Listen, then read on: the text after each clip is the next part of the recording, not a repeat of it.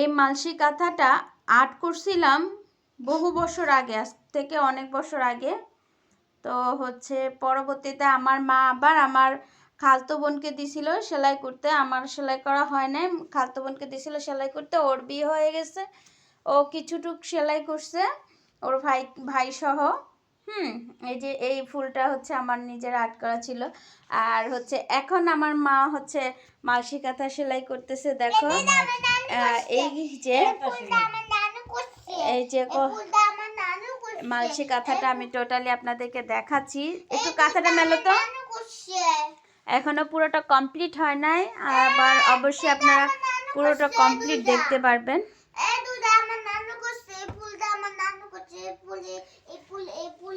এটা হচ্ছে গোলাপ ফুল, ঠিক আছে।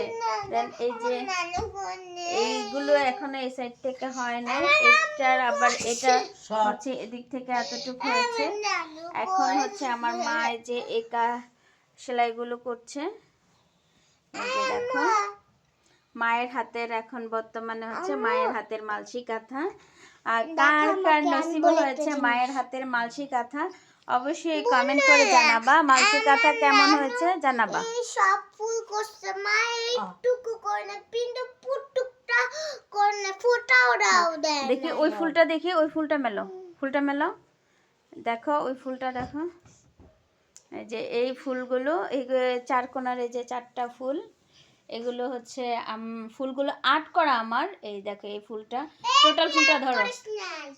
হ্যাঁ, কিন্তু হচ্ছে সেলাই কি যেন কয়, এই সে ফুলগুলোর আর্টগুলো যতটুকু হচ্ছে আমার খালতো বোন করে দিছে, ছোট খালামণির মেয়ে। হ্যাঁ, আর হচ্ছে কি যেন মাঝখানে যেগুলো বাকি আছে ওগুলো মা করছে। এবং হচ্ছে ছোট ছোট যে ফুলগুলো মাঝারি ধরনের টাইপের যে ফুলগুলো আছে এগুলো আমার মা করতেছে। তো মালসি কাঁথাটা কেমন হয়েছে তোমরা অবশ্যই কমেন্ট করে জানাবা।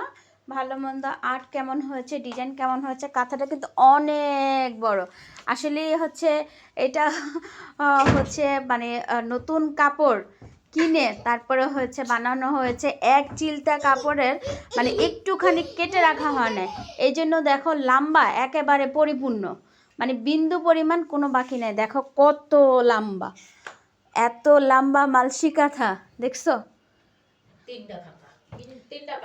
এখানে উপরের পাটে একটা নতুন কাপড় কিনে তারপর হচ্ছে বানানো হয়েছে, ঠিক আছে। উপরের কাপড় একটা, এর নিচের কাপড় একটা, এবং হচ্ছে মাঝখানে আরেকটা, তিনোটাই নতুন।